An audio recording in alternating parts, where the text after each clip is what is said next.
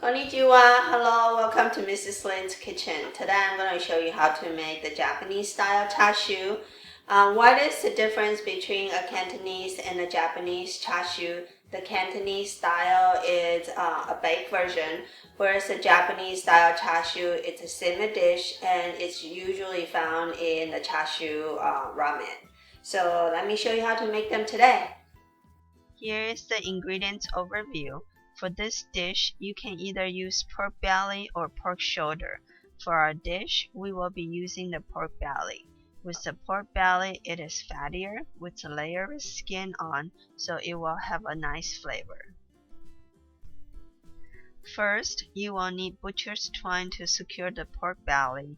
You will need about 6 to 7 feet of twine, depending on how big your pork is, to wrap around the pork belly. For this purpose, we will need about 1 pound of pork belly and have it cut into a square shape. Secure it tightly into the round shape while trap moisture in the center of the pork and also give it the round shape when done for your ramen. The other reason why the pork must be tight is that after 2 hours of cooking, the meat tends to start falling apart, so tying it together will keep it from doing so. First, start by making a knot about 1 inch from the edge. After making that knot, make a loop and go around the pork, leaving this loop about 1 inch apart from the first loop.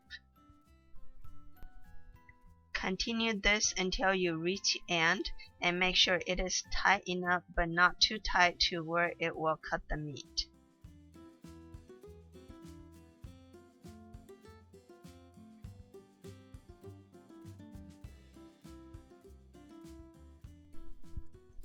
Next step is to bring the twine around the end and then wrap the twine under and over the previous loops. Do this all the way around until you run out of twine.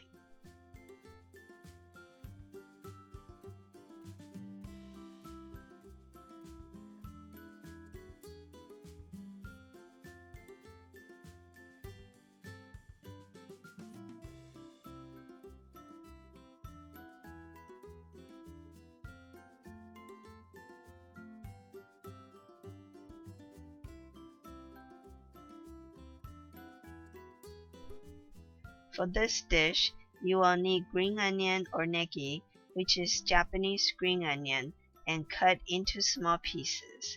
You will also need 2 slices of ginger with the skin on, coarsely cut onion, and 3 crushed garlic cloves. Once the pork and veggies are ready, prepare a pot with water and allow it to boil. While we're waiting for the water to boil, you will want to sear the pork so it will have a nice and brown coating with some flavor. Simply begin pan frying the wrapped pork and frequently turn to sear all sides. You won't need any oil on this dish as the fat from the pork will be enough. Once the pork is done being seared and the pot of water is boiling, place in green onion, ginger, and yellow onions into the pot. Finally, add in the seared pork and allow it to simmer for about 2 hours while covered.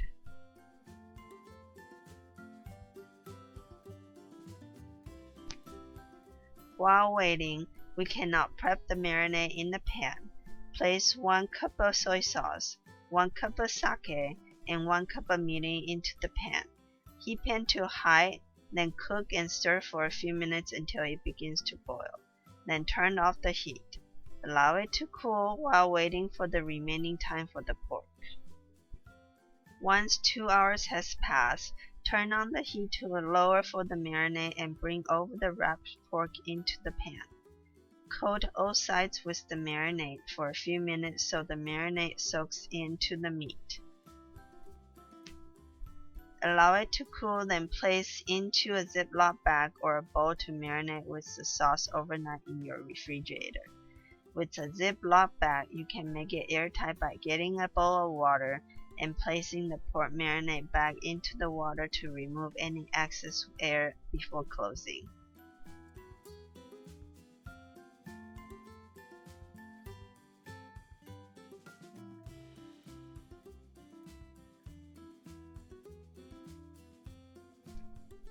For this dish, you can leave the meat marinating it for up to 3 days, so experiment it with how long you would like it to keep it in. Of course, the longer it stays in, the saltier it will become, and if desired, you can also freeze until needed. For our pork, we have allowed it to marinate for 3 days. You can now pull out the pork and remove the strings so you can then cut into slices. Be sure to not toss out the marinade too, as you can use it for making ajitsuke tamago or marinated ramen eggs. This marinade sauce can also be used to add more flavor to your ramen broth.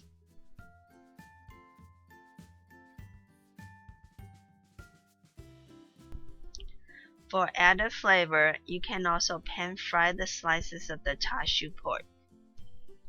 Now that the chashu pork is ready, you can now prepare a bowl of chashu ramen. For the broth and marinated eggs, be sure to check out our other 2 videos on how to make them. Grab your favorite ramen bowl and place in a single serving of ramen noodles, tonkotsu ramen broth, Japanese chashu pork, half-boiled ramen eggs, and all the additional toppings. For our ramen, we have added boiled spinach, kamaboko, which is a Japanese fish cake, small pieces of soaked nori, julienne green onion, pickled ginger, sweet corn, and marinated bamboo shoots. We also add a bit of the marinade to make our ramen broth a little saltier. So here is the chashu tonkotsu ramen. If you wanted to learn how to make the tonkotsu broth for making this ramen, please make sure to check out our other videos. If you wanted the soup a little bit saltier, make sure you add more marinated sauce that was used to marinate the chashu. All these sides are all optional. You can add more or less depending on your likings.